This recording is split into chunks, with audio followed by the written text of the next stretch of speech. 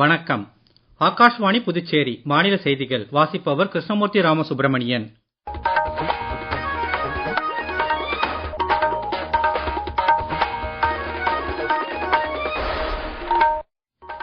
தலைப்புச் செய்திகள்.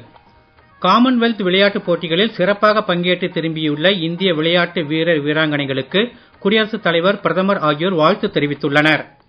உச்சநீதிமன்றத்தில் நீதிபதிகளின் எண்ணிக்கையை உயர்த்துவதற்கான மசோதா இன்று மக்களவையில் நிறைவேற்றப்பட்டது. உடல் உறுப்பு தானம் தொடர்பான உறுதிமொழி இணையதளத்தில் இதுவரை 5 லட்சம் உடல் உறுப்பு தானங்களுக்கு ஆதார் அடிப்படையில் பெயர்கள் பதிவு செய்யப்பட்டுள்ளன. நாட்டில் UPI மூலமான பண பரிமாற்றங்களின் எண்ணிக்கை கடந்த ஜூலை மாதத்தில் 23.66 பில்லியனாக அதிகரித்துள்ளது. இனி விரிவான செய்திகள்.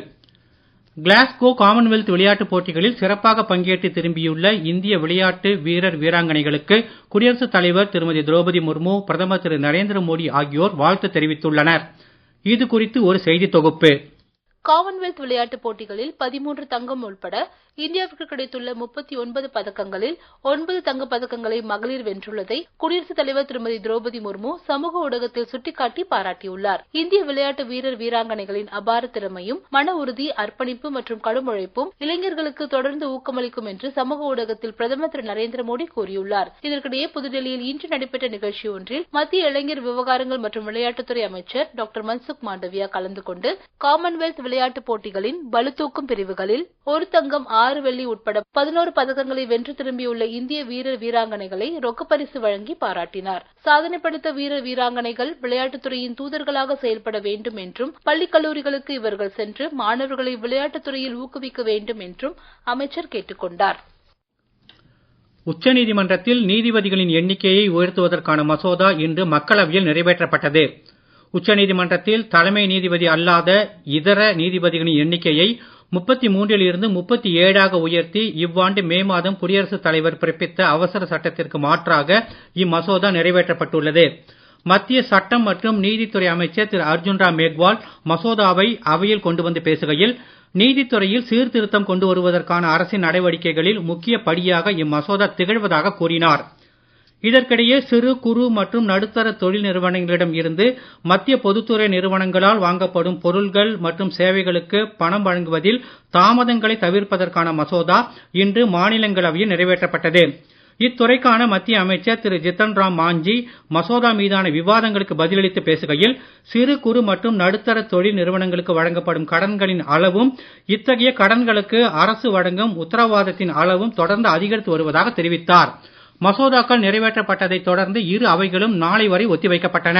முன்னதாக டெல்லி மாணவர் போராட்டத்தின் போது போலீசார் மேற்கொண்ட நடவடிக்கைகள் குறித்து எதிர்க்கட்சிகள் அமளி ஏற்படுத்தியதால் மக்களவை இருமுறையும், மாநிலங்களவை ஒரு முறையும் ஒத்திவைக்கப்பட்டன.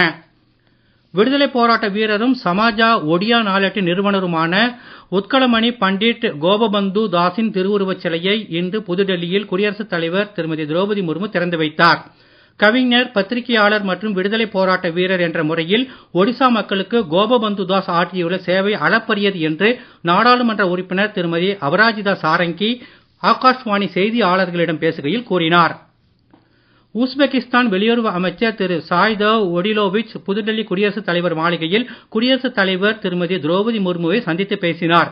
இந்தியாவிற்கும் உஸ்பெகிஸ்தானுக்கும் இடையே வரலாறு, நாகரிகம் மற்றும் கலாச்சார ரீதியில் ஆழமான பிணைப்புகள் இருப்பதாக சமூக ஊடகப் பதிவு ஒன்றில் குடியரசுத் தலைவர் கூறியுள்ளார்.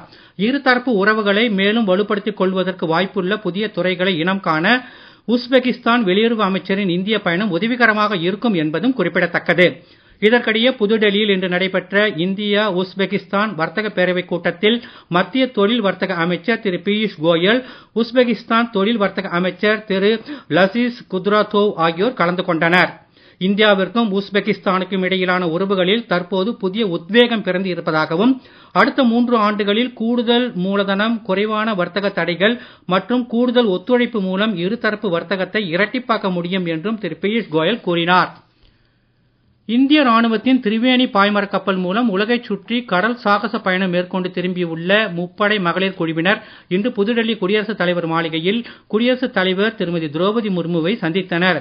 சமுத்திர பிரதக்ஷிணா என்ற பெயரில் கடினமான கடல் பகுதிகள் வழியாக 25,000 கடல் மைல் அளவிற்கு இக்குழுவினர் மேற்கொண்ட பயணம் இந்திய இளைஞர்கள் குறிப்பாக பெண்களுக்கு பெரிய அளவில் ஊக்கமளிக்கும் என்று குடியரசுத் தலைவர் கூறினார். நீங்கள் கேட்டுக்கொண்டிருப்பது மாநில செய்திகள்.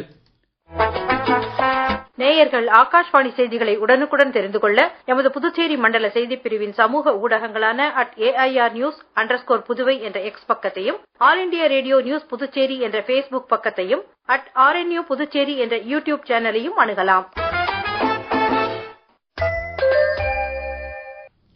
செய்திகள் தொடர்கின்றன. உடல் உறுப்புகளை தானம் செய்ய முன் வருபவர்களுக்கான உறுதிமொழி இணையதளம் கடந்த 2023ஆம் ஆண்டு தொடக்கப்பட்டதிலிருந்து இதுவரை 5 லட்சம் உடல் உறுப்புகளை தானமாக பெற ஆதார் அடிப்படையில் பெயர்கள் பதிவு செய்யப்பட்டுள்ளன. இந்திய உடல் உறுப்பு நன்கொடை தினமான இன்று புதுடெல்லியில் நடைபெற்ற நிகழ்ச்சியில் பேசுகையில் மத்திய சுகாதாரத்துறை இணையமைச்சர் திருமதி அனுப்பிரியா பட்டேல் இதனை தெரிவித்தார். இது குறித்த ஒரு செய்தி தொகுப்பு. கடந்த 12 ஆண்டுகளில் நாட்டில் உடல் உறுப்பு மாற்று அறுவை சிகிச்சைகளின் எண்ணிக்கை ஆண்டுக்கு 20,000 தாண்டி அதிகரித்து இருப்பதாகவும், இதில் அமெரிக்கா மற்றும் சீனாவுக்கு அடுத்தபடியாக இந்தியா 3வது இடத்தில் இருப்பதாகவும் அமைச்சர் திருமதி அனுப்பிரியா பட்டேல் கூறினார். இத்தகைய அறுவை சிகிச்சைகளுக்கு தேவையான கட்டமைப்பு வசதிகள் மற்றும் பயிற்சி பெற்ற மனிதவளத்தை மேம்படுத்த அரசு முக்கியத்துவம் அளித்து வருவதாக அவர் தெரிவித்தார். உடல் உறுப்பு தானத்தை ஊக்குவிக்க மன் கி பாத் நிகழ்ச்சி மூலம் பிரதமர் திரு நரேந்திர மோடி மேற்கொண்டு வரும் முயற்சிகளையும் அவர் சுட்டிக்காட்டினார். உடல் உறுப்பு தானம் மற்றும் அறுவை சிகிச்சைக்கு ஏற்ற சூழல் ஒன்றை உருவாக்குவதற்கான பிரத்யோராப்பன் இணையதளத்தையும் நன்கொடையாளர்கள் மற்றும் அவர்தம் குடும்பத்தினரை கௌரவிக்கும் வகையில் ஓராண்டு காலம் தேசிய அளவில் நடைபெற உள்ள யுகம் யுகமாய் வாழ்வோம் இயக்கத்தையும் நிகழ்ச்சியின் போது அமைச்சர் தொடங்கி வைத்தார். நாட்டில் UPI மூலமான பண பரிமாற்றங்களின் எண்ணிக்கை கடந்த ஜூலை மாதத்தில் 23.66 பில்லியனாக அதிகரித்துள்ளது. UPI மூலமான பண பரிமாற்றங்களின் மொத்த மதிப்பும் இதுவரை இல்லாத அளவில் 29.88 லட்சம் கோடி ரூபாயாக உயர்ந்துள்ளது. நாட்டின் 2ஆம் நிலை 3ஆம் நிலை நகரங்கள் கிராமப்புறங்களிலும் UPI பயன்பாடு அதிகரித்து வருவதற்கு இதுவே சான்றாகும் என்று சமூக ஊடக பதிவு ஒன்றில் பிரதமர் அலுவலகம் தெரிவித்துள்ளது. நாட்டில் கடந்த 2016ஆம் ஆண்டு தொடக்கப்பட்ட UPI சேவைகள் சாதாரண டிஜிட்டல் பரிசோதனை என்ற நிலையில் இருந்து தற்போது உலகின் மிகப்பெரிய நிகழ்நேர பண பரிமாற்ற வசதியாக மேம்பட்டு இருப்பதும், இதனால் நாட்டு மக்கள் அனைவரும் முறையான நிதி கட்டமைப்பில் ஒருங்கிணைக்கப்பட்டு தடையற்ற வர்த்தகம் உறுதியாகி இருப்பதும் குறிப்பிடத்தக்கது. ஆடி மாதம் 18ஆம் தேதியான இன்று ஆடிப்பெருக்கு விழா தமிழகம் முழுவதும் சிறப்பாக கொண்டாடப்பட்டது. குறிப்பாக காவிரி உள்ளிட்ட ஆற்றங்கரை பகுதிகளில் பெரும் எண்ணிக்கையிலான மக்கள் ஆற்றங்கரையில் கூடி சிறப்பு பிரார்த்தனைகளில் ஈடுபட்டனர். புதுமணப் பெண்கள் புதிய மஞ்சள் சரடு மாற்றிக் கொண்டனர். ஆடிப்பெருக்கு நாளில் செய்யும் பூஜைகளும் தான தர்மம் உள்ளிட்ட நற்காரியங்களும் பல மடங்கு பெருகி பயனளிக்கும் என்பது ஐதீகமாகும். மதுரை அருகே மேலூரில் இன்று காலை ஓட்டுநரின் கட்டுப்பாட்டை இழந்த கார் எதிர் திசையில் வந்த வாகனம் மீது மோதியதால் ஏற்பட்ட விபத்தில் ஒரு குழந்தை உள்பட 5 உயிர் இழந்தனர். மேலும் 2 காயமடைந்து மருத்துவமனையில் சேர்க்கப்பட்டுள்ளனர். போலீசார் விபத்து குறித்து வழக்கு பதிவு செய்து விசாரித்து வருகின்றனர். ஏனாமில் பிரான்ஸ் திப்பா உள்ளிட்ட கோதாவரி கரையோர பகுதிகளில் வெள்ளம் இன்று படிப்படியாக குறைந்துள்ளது. ஏனாம் GMC பாலயோகி பாலத்தின் அடியில் நீர்மட்டம் 3 மீட்டரில் இருந்து 2 மீட்டராக குறைந்துள்ளது. மண்டல நிர்வாக அதிகாரி திரு சிவராஜ் மீனா இன்று ராஜீவ் பீச் உள்ளிட்ட இடங்களுக்கு நேரில் சென்று நிலவரங்களை பார்வையிட்டார். இதற்கிடையே தௌலேஸ்வரம் அணையிலிருந்து வங்கக்கடலுக்கு வெளியேற்றப்படும் நீரின் அளவு இன்று வினாடிக்கு 10.2 லட்சம் கன அடியாக குறைந்ததைத் தொடர்ந்து கோதாவரி கரையோர பகுதிகளுக்கு ஆந்திர அதிகாரிகள் விடுத்திருந்த முதல் கட்ட வெள்ள எச்சரிக்கை விலக்கிக் கொள்ளப்பட்டுள்ளது. இன்று கோவை மாவட்ட மலைப்பகுதிகள், நீலகிரி, தேனி, திருவண்ணாமலை, விழுப்புரம், கடலூர், செங்கல்பட்டு உள்ளிட்ட மாவட்டங்களின் ஓரிரு இடங்கள் மற்றும் புதுச்சேரியில் பலத்த காற்றுடன் கூடிய கனமழை பெய்யக்கூடும் என சென்னை வானிலை ஆய்வு மையம் தெரிவித்துள்ளது.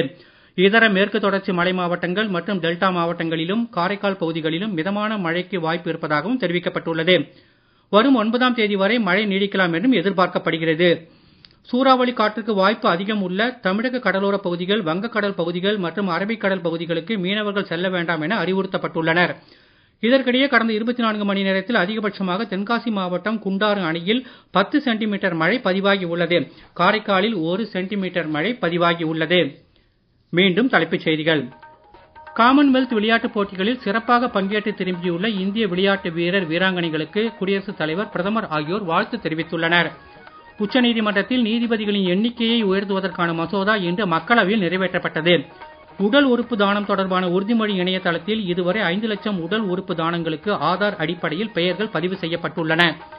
நாட்டில் UPI மூலமான பண பரிமாற்றங்களின் எண்ணிக்கை கடந்த ஜூலை மாதத்தில் 23.66 பில்லியனாக அதிகரித்துள்ளது. இத்துடன் இந்த செய்தி அறிக்கை நிறைவு பெறுகிறது. வணக்கம்.